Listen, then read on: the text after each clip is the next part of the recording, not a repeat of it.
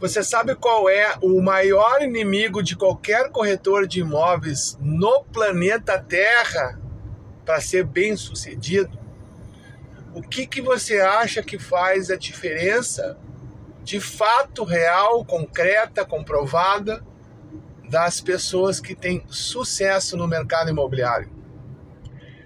Gente, essa pergunta é sacana, mas ela é intencional. E é óbvio que não existem...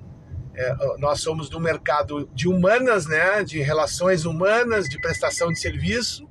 Então é normal que existam peculiaridades em cada transação, em cada momento do corretor, em cada série de coisas que podem acontecer para que tenha ou não um resultado, certo?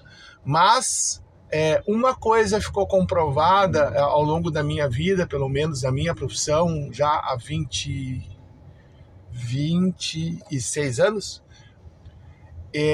que ficou comprovado agora assistindo um podcast. Hoje de manhã assisti um podcast do Tom Ferry falando sobre a agenda de um corretor de sucesso.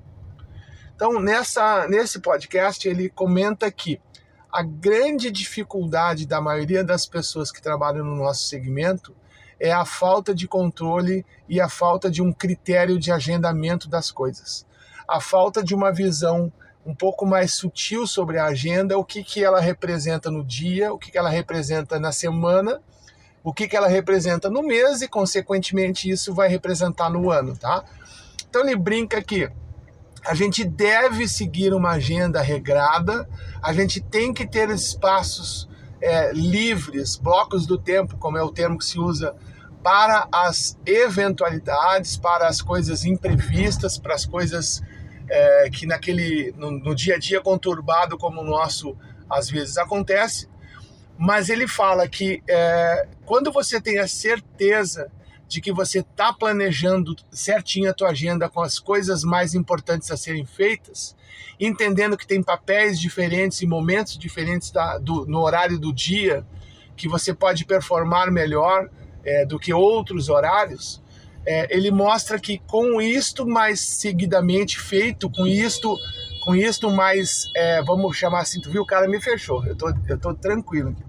Com isso feito de forma recorrente, você terá a certeza de que você vai ter resultado. Porque vamos fazer um parênteses aqui, senão vocês vão me chamar de louco, vão dizer que eu sou um abobado da enchente, como diz aqui no Sul.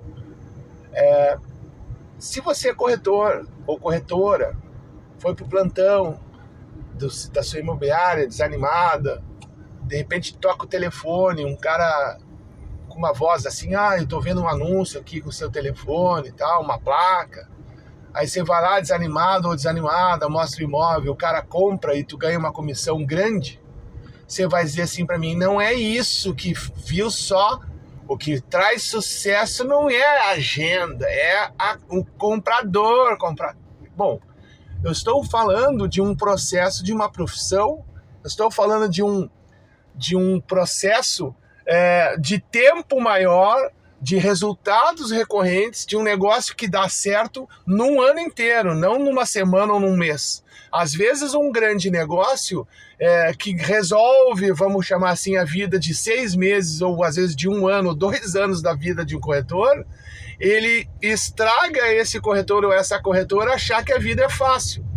Eu já vi muitos casos que as pessoas, após fazer um grande negócio, inclusive, trocam de carro, vai para a Europa, leva filho, mãe, sogra, cachorro. Então, eu estou falando de uma profissão recorrente, ok? Para ficar bem claro, este vídeo e essa reflexão sobre a agenda é para os resultados de um negócio imobiliário, que é esse o propósito, na minha opinião, de qualquer corretor, é ser um empreendedor imobiliário.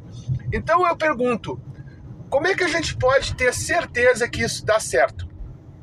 Então nós vamos voltar aos nossos primórdios dos nossos 8, 9 anos, 10 anos. Vamos lembrar como é que era a nossa vida? Se você é privilegiado como eu, nós estávamos no colégio, não é? E depois do colégio, o que vinha se a gente fosse optar por um terceiro grau?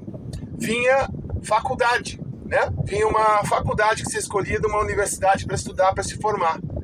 Aí, qual é a questão que eu estou fazendo essa provocação? Qual é a rotina de um aluno de um colégio ou um aluno de uma faculdade? Ele tem uma agenda com horários pré-definidos de matérias. As matérias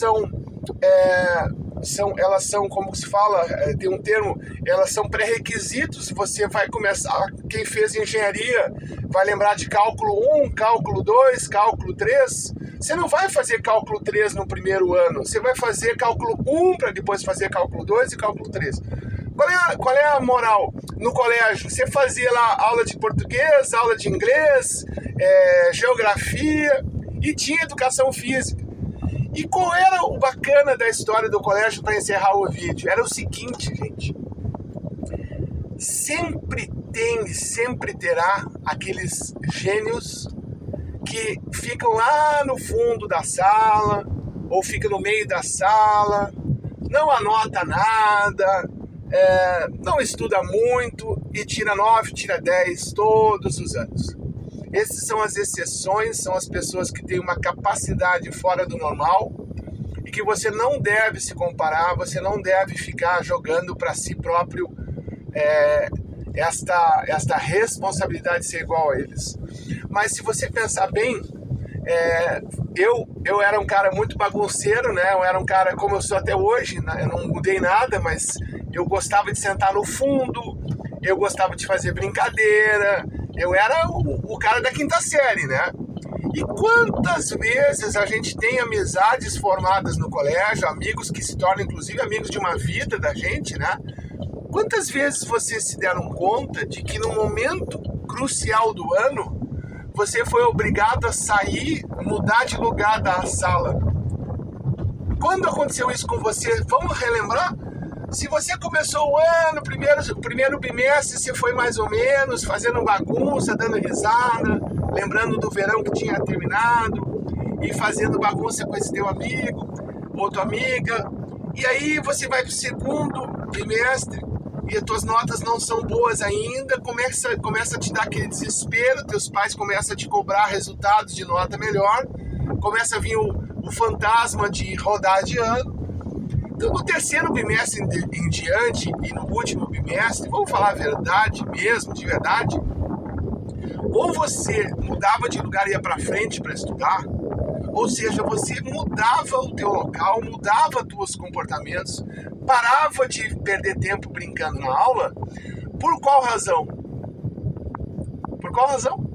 Porque você avaliou o teu desempenho e mudou a tua postura. Então, no nosso dia a dia, e qual era o legal? Você não ia deixar de ser amigo do cara, vai continuar sendo amigo dele, vai continuar fazendo bagunça, mas vai na hora do recreio, vai no intervalo, vai no pós-aula ou na faculdade, vai no pós-faculdade, vai tomar um chopp depois com teu amigo, que tá tudo certo.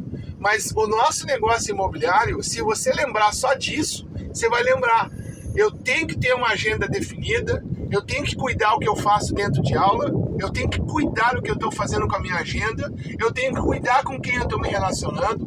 Se o cara quer passar de ano e quer fazer faculdade, quer ser médico, é com esse cara que eu tenho que grudar, não com aquele cara que está fazendo faculdade só para agradar os pais, ele não quer fazer aquela profissão, ele quer só ter um terceiro grau.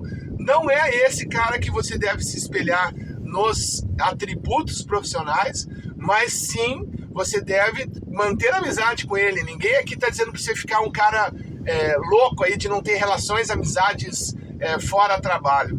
Mas foca só nisso. A agenda, comportamentos e espelhamento em colegas que querem a mesma coisa que você.